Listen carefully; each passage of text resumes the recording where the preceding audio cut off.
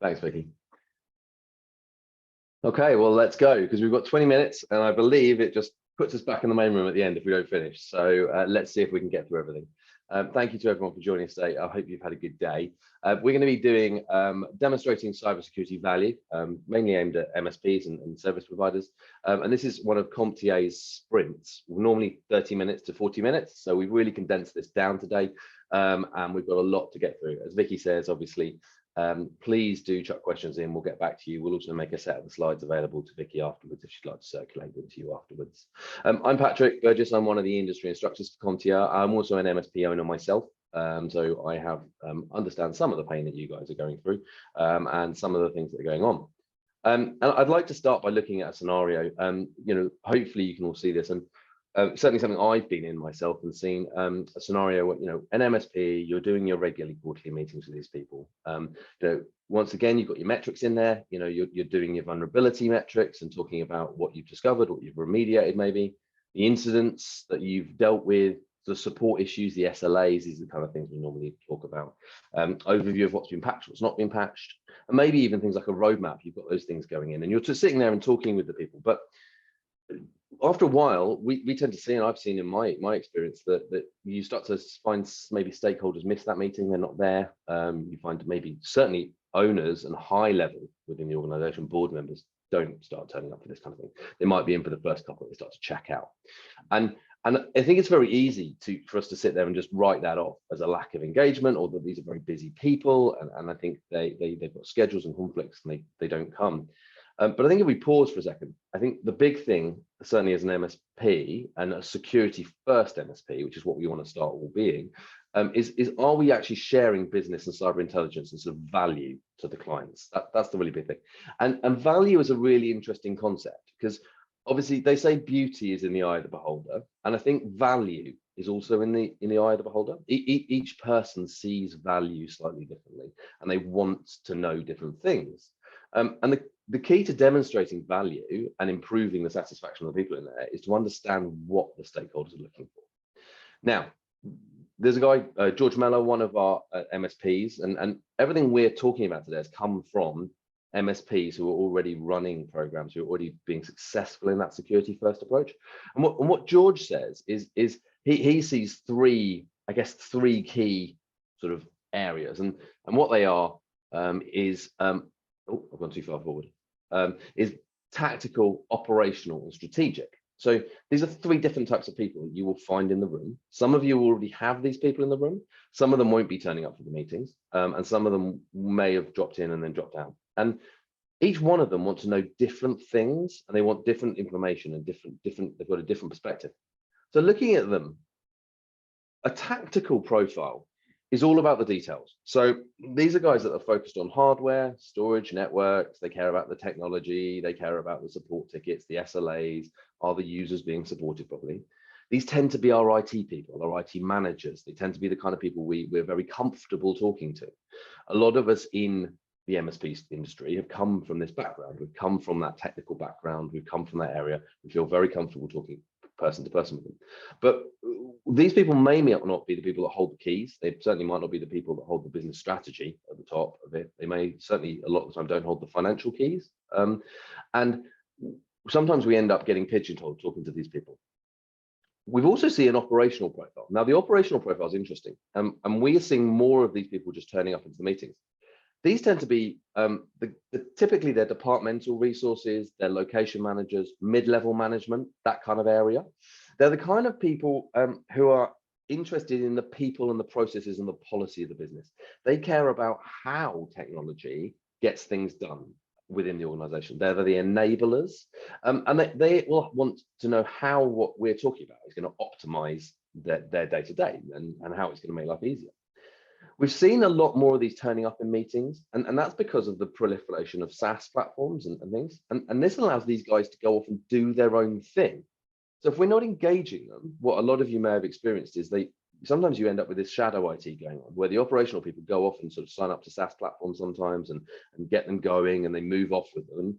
We focus on the infrastructure in the middle, and we lose actual visibility of some of the bigger pictures that are going on. That's because the operational people will want to use things going forward. So they may be doing that. Sometimes you'll have seen them come to you and engage you around the SaaS platforms and how they can work. And that's what we want. We want them to be talking to us about it because we don't want this shadow IT sitting around.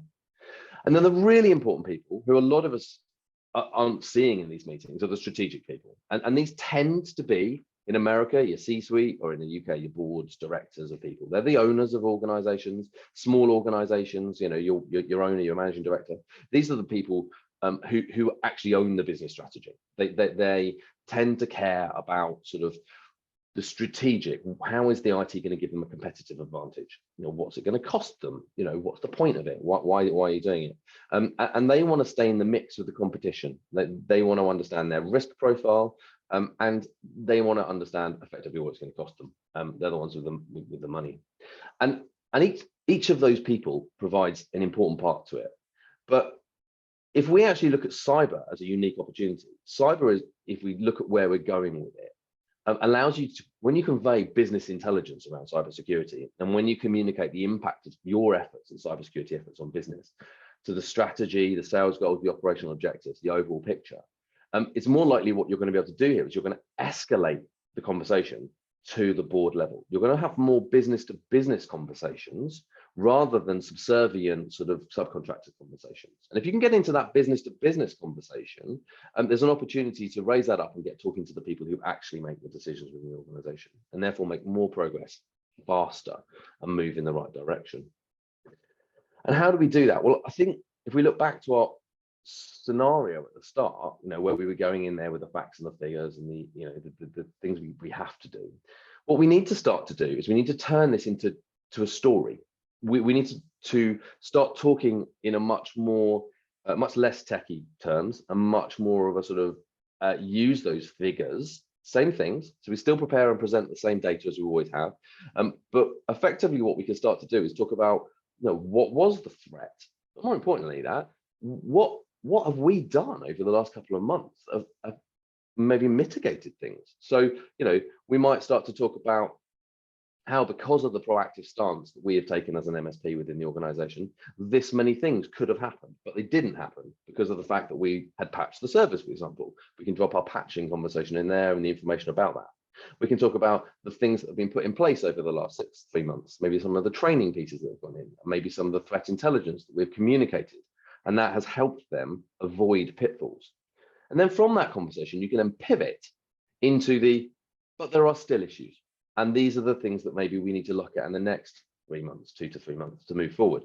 And that's where you can start to get your roadmap. The same thing maybe you're already talking about, but you're talking about things that might be happening at more of a business and a risk level. So we're talking about, these are the things that happen in the industry, these are the things that are going on, and this is what you should be doing at a business level to mitigate it, because the consequences of not doing these things are downtime.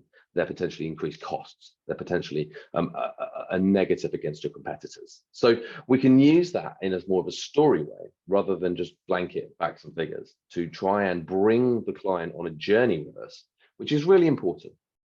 And Matt Lang, and I think this is a really great quote, says, the number one shift that MSPs should be making at the moment, if they want to be a security first MSP, is to move from selling to consulting. Okay, so if we're all used to having a stack of information or stack of services that we want to embed into clients, now we can still do that.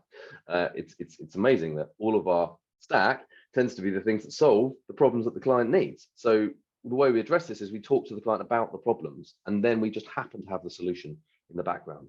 Okay, so what a consultant does a lot of the time is they help clients identify, uncover, and resolve root issues. So, and these are more wider, they're business issues, they're risk issues. And if we can deal with that, rather than walking in and saying, hey, you want my advanced threat protection system for email, where they all glaze over and shut down and forget it, or you want to use more of a training platform, let's talk about this, then actually you can start to bring them in the right direction. So that consultant model really helps. And this business risk consultant model, which is where a lot of clients start to be, is really fundamental. And this looks like quite a complicated slide, and we will send it around afterwards, but fundamentally what it is built in layers. So you understand the risk landscape that they sit within these clients. You've got to remember, these are non-technical companies, and you are the ones who understand the risk, or you certainly should do. So you need to understand that risk landscape, both for the industries they are in, but for yourself. So what's the threat intelligence coming in? And once you understand that, you then need to make sure, as we were discussing earlier, the right people are in the room when you start talking. Because if those stakeholders aren't in that room, then what you're doing is you're allowing other people to translate your story up to the people who actually hold the keys. So you're giving a load of really useful information across, and then that is then going in and being translated through complicated reports to a board member who goes, oh, I don't want to spend any more money on tea, forget it.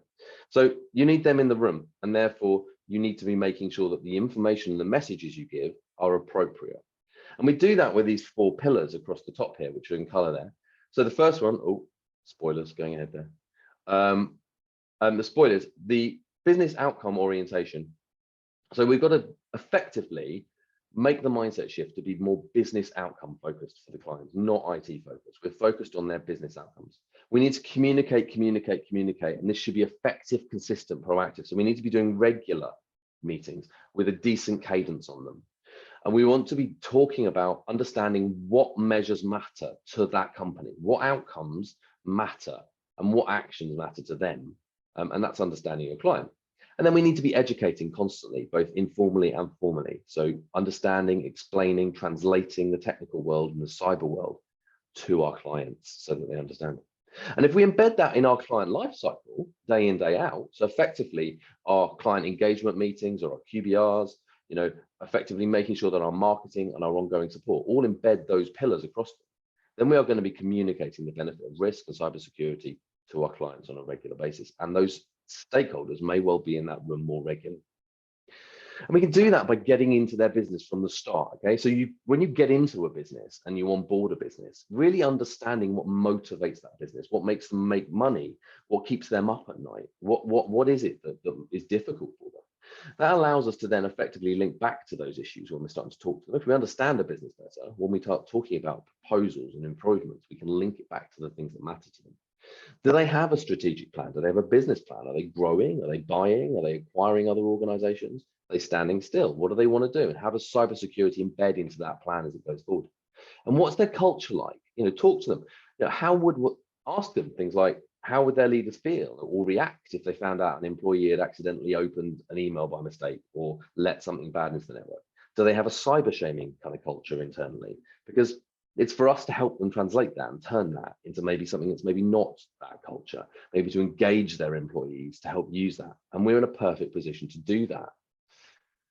As we do that, we get to know their risks. And Rafi actually shared with us, they use this kind of color-coded benchmark. So they have a sort of a basic assessment they do with all their clients at onboarding. It's 50 questions. They link it to NIST.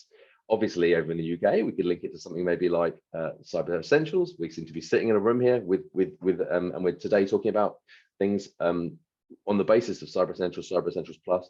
Maybe take the questions from Cyber Essentials and make it something which becomes a baseline for you and your clients. Something easy, color-coded, something which you can put across all your clients really quickly, and which demonstrates what best practice looks like. And what you can then do is, as you start to then work through these roadmaps, have these cadence meetings, you can then use these colors to demonstrate the improvement and the moving forward.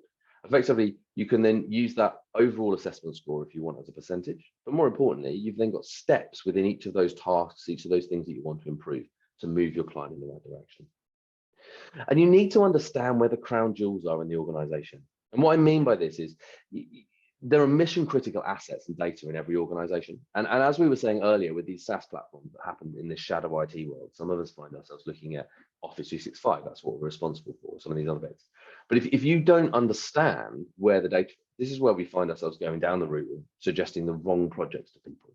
And there is nothing as frustrating for clients sometimes as us having made a suggestion to the client of what we're going to do and where it's going to go, done a project, spent their budget on something, and then finding they have an unsecured CRM over here on the right-hand side, which hasn't got two-factor and is unpatched, and actually that's where all the actual critical data is, okay? If you don't understand the wider picture and where their critical data is, you're going to really struggle to be able to be in a position to make the right suggestions and turn up as that business consultant and give them the right roadmap to move forward. The crown jewels investigation makes a huge difference because it refines everything and it refines your suggestions.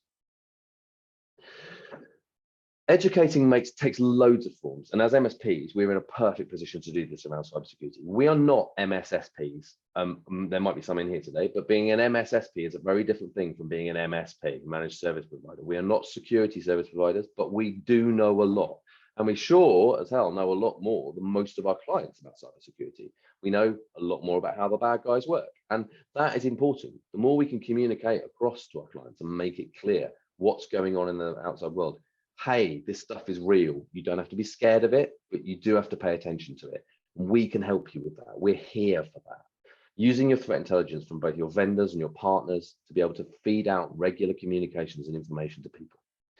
Communicating, we know how the bad guys work. We can help you get better. We can help you move forward. Is so important to the situation. And it makes you feel like that trusted advisor and someone they can come to and ask when they have problems, and you become more of a board level advisory kind of conversation than a sort of constantly knocking on the door and asking for a little bit more. Please, can we do this? Please, can we do that?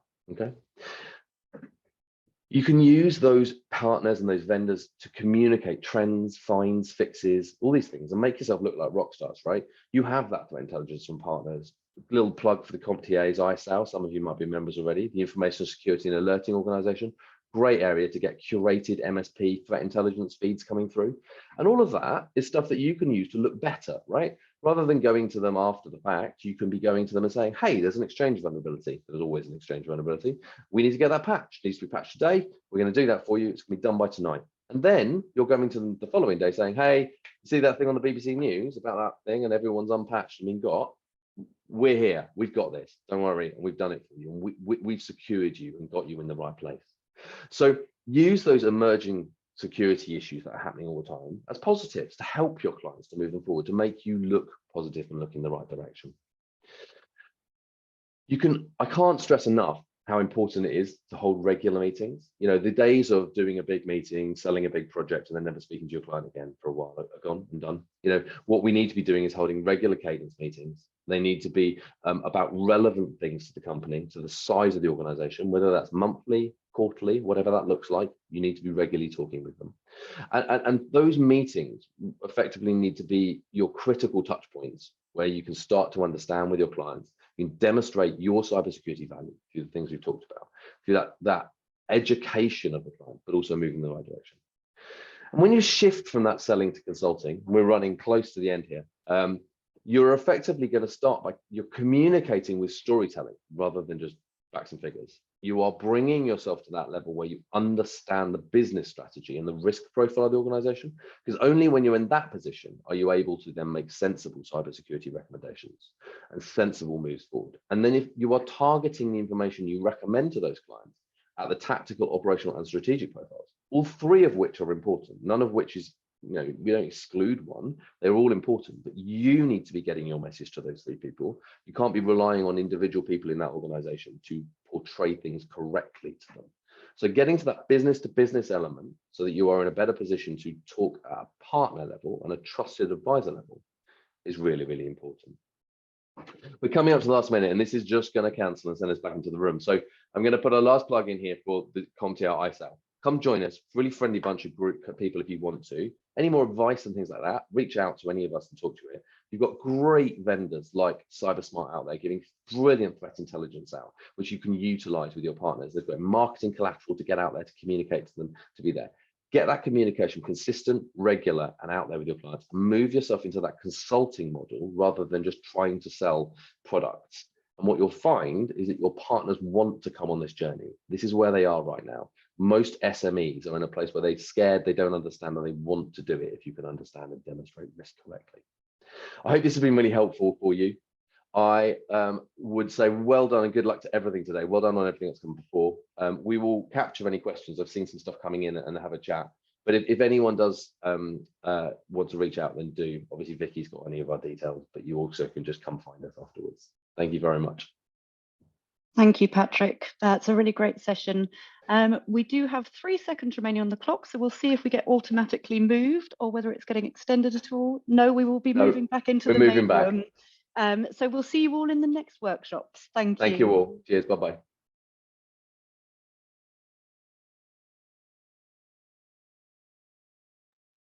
Hi, Konstantinos. Hello. Have you got the slides okay? Yes. Perfect. Let me just. Great.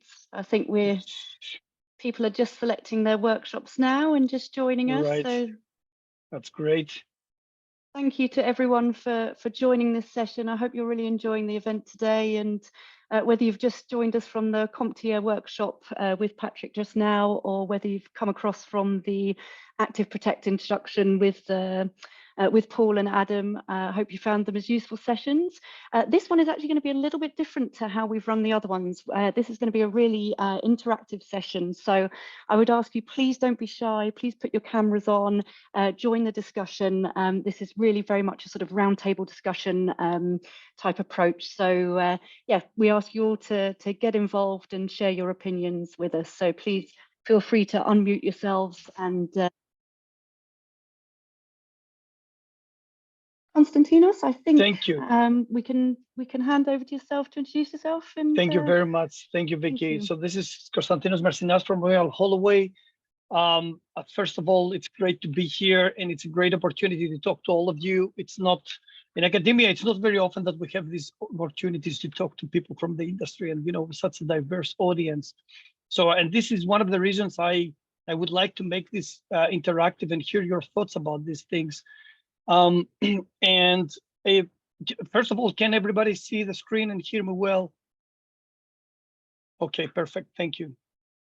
So I think against all best practices and recommendations, I will just throw all the questions on the table so that we can have a discussion on whichever topic you find interesting or you have something to add to. The title could be more descriptive, I suppose, as the implications of and practical responses to ransomware. So the core of the discussion here is ransomware, and I would like to base this discussion around this speculation hypothesis that was raised by the NISA, the European Network and Information Security Agency, a year or two ago, I think.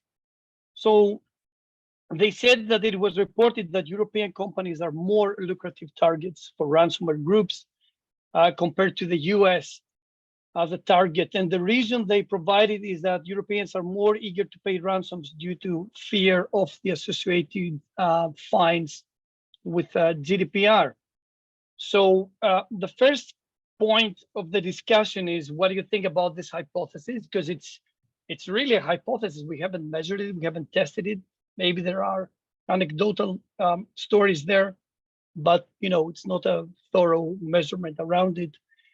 Secondly, the second point of the discussion is that, in general, what are the views? I mean, it would be nice to discuss different views on how different companies, different sizes, SMEs, MSPs, and so on, attract different types of attacks and why. And thirdly, I think all of the aforementioned topics revolve around identifying the incentives and the motivations of actors in this game, right? I mean, I think I mentioned this in the panel earlier, because if you ask me, it's a fascinating topic and it's yet to be explored. We are not sure about the exact interplay and how this is going to evolve very soon. It's evolving at the moment, of course. So happy to hear your thoughts.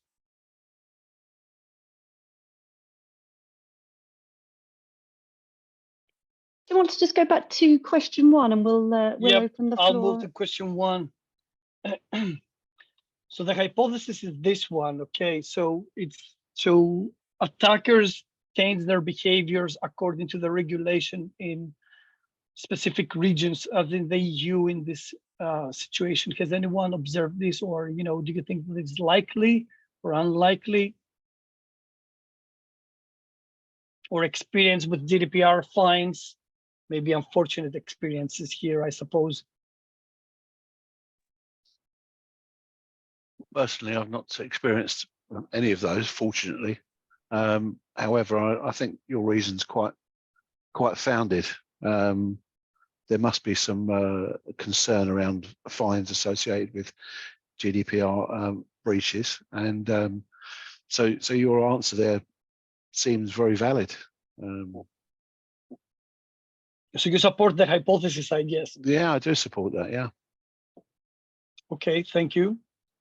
It's well, we see that in the attacks against supply chains, attackers, well, there are two angles to these attacks, right? Attackers first attack the supplier itself, and then they also attack the customer part. Okay, so we have MSPs, for example. You can have doors opening via the first attack to hundreds of thousands of clients or customers.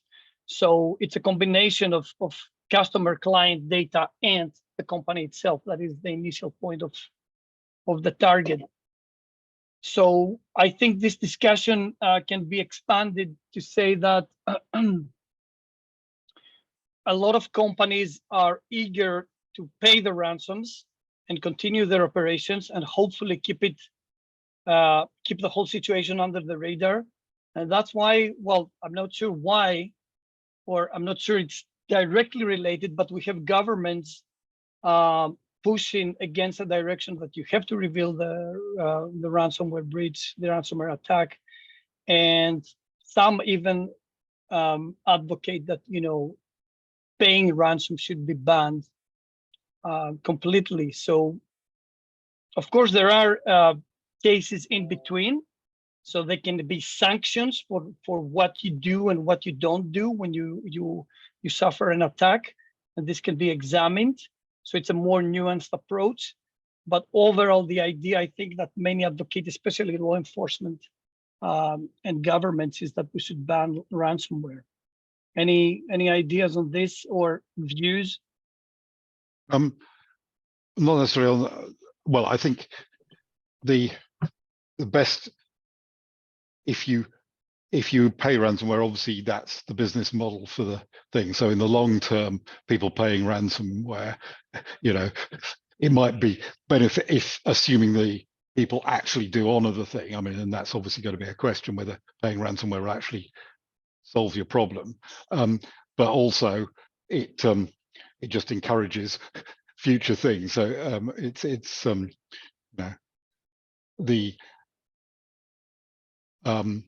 other issue, if you're trying to hide the fact that you've had a breach, surely the point about GDPR regulations is you have to notify if you've had a breach. And so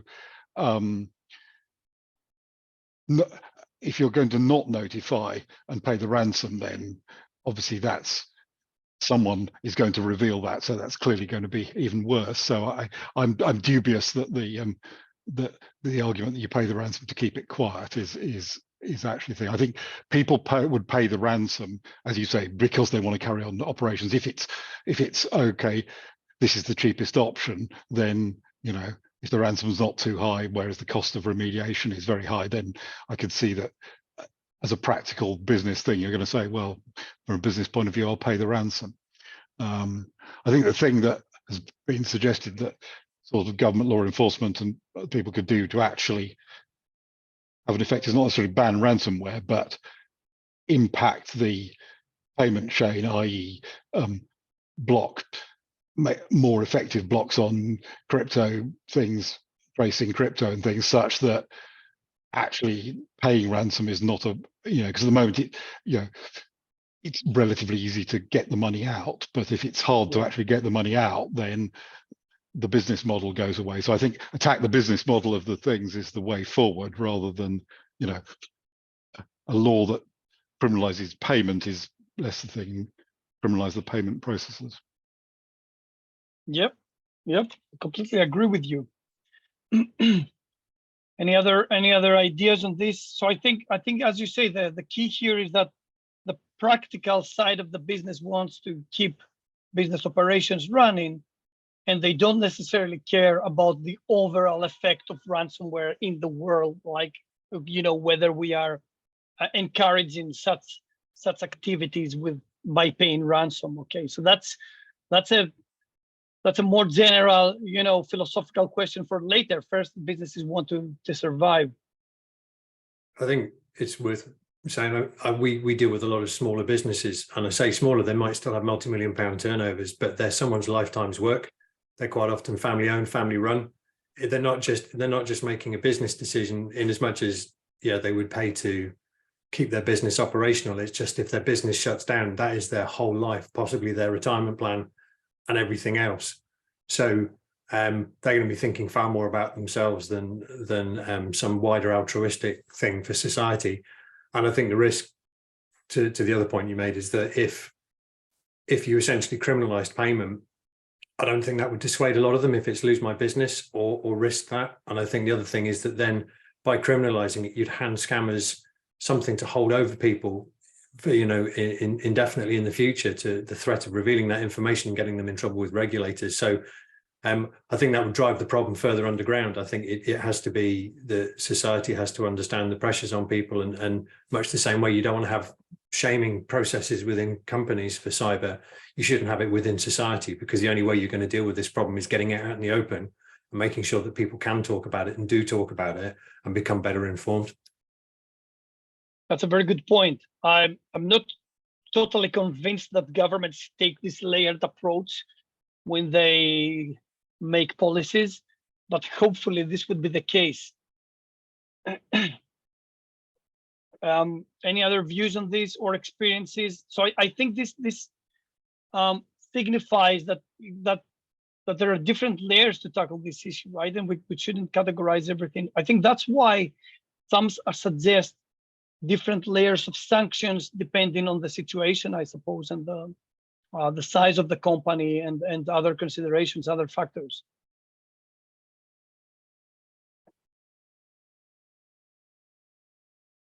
So any predictions or guesstimates about how this game is going to play in the coming years? Because again, well, I mean, we have AI now that complicates things a lot, because cyber criminals, on the one hand, they are already doing that. They are enhancing their attacks, being creative. Creativity is the only limitation here to what they can do. And on the other hand, we have defenses based on AI at the moment, even antivirus systems and security companies including it in their models. But I think it's going to be a rapid, dynamic development and interaction between what the attackers do and what the defenders do, and so on and so forth. And it's going to continue very fast. Any views on this? And maybe the AI angle? I think the AI angle actually opens up a whole can of worms about people's responsibility about cybersecurity. I mean, ordinarily you'd base somebody's competence on a normal member of the public. So if you think somebody's not taking good enough care of their cybersecurity based on a normal person's perception, that's all well and good, but then along comes AI and takes it to another level. It absolutely confuses people, and people are convinced that there are real transactions in their way that they comply with. So I think it's rather concerning, actually, because the normal level of cybersecurity you would implement needs to go much higher in order to combat AI. We haven't seen much of it yet, but it's only a matter of time, as you say, before that comes in. And I'm not quite sure where the responsibility is going to be levied, to be honest. Sure. Yes, sorry.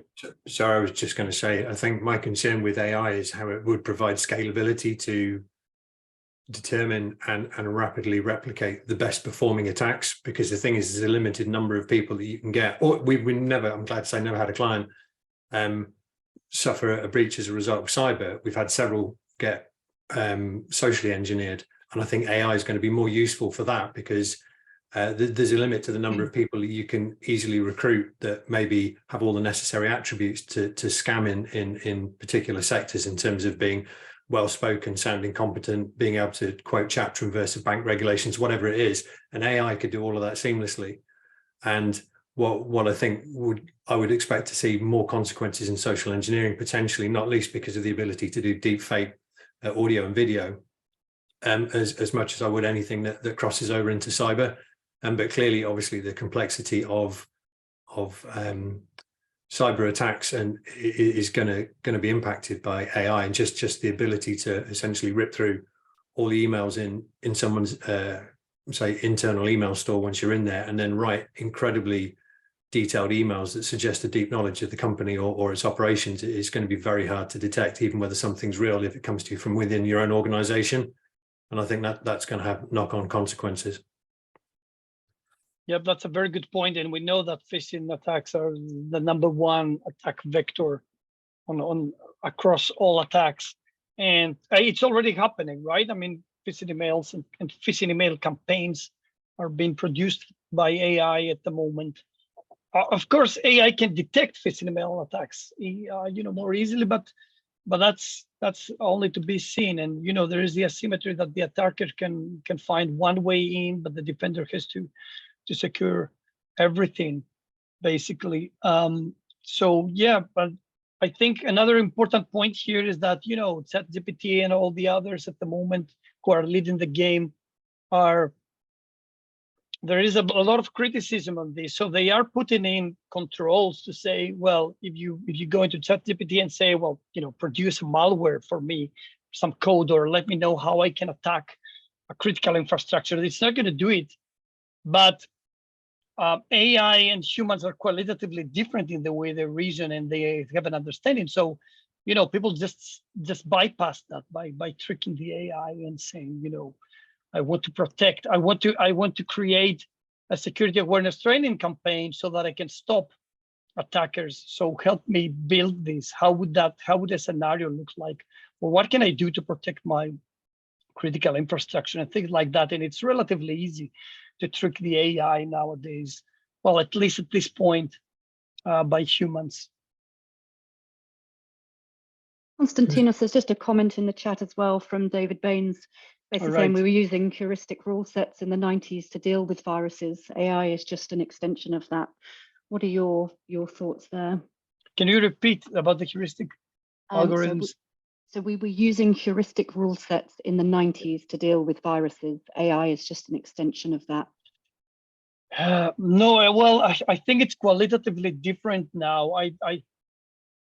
The scale and the functionality is so different. I think it's a different quality we're talking about here. It's not just the magnitude that changed. But again, I mean, there is a big debate about the AI, of course, for during the past years. But I think, again, I think it's not comparable to human understanding, because we as humans can capture all the variables in a faster, more common sense, so to say, but that's another word to be analyzed, but the term to be analyzed, but we can capture more information and analyze them more quickly, not necessarily in the thorough analysis, of course, that the AI does, but we have qualities that the AI doesn't have yet. So I think still, as humans, we have a minor advantage against or along with AI, right? So we need a human in the loop in all operations, but I think it's qualitatively different from the heuristic rules from back in the day. We are coming up just to our final 2 minutes of this workshop, just to let you know. Right, then any comments, suggestions, ideas, views? I was going to just say one more thing. Sorry, the only thing is we've had clients who've had issues with ransomware. They've never had to pay, because if they've had adequate other systems in place, it's either contained it or they've had backups they can go back to. There seems to be a presumption in all your questions that people are left with no option but to pay the ransom, which to me is a bit of a failure of their forward planning in their IT and their resilience. Is that not part of the conversations you're having with other people about this, that the fact you should never get to the point of needing to pay the ransom?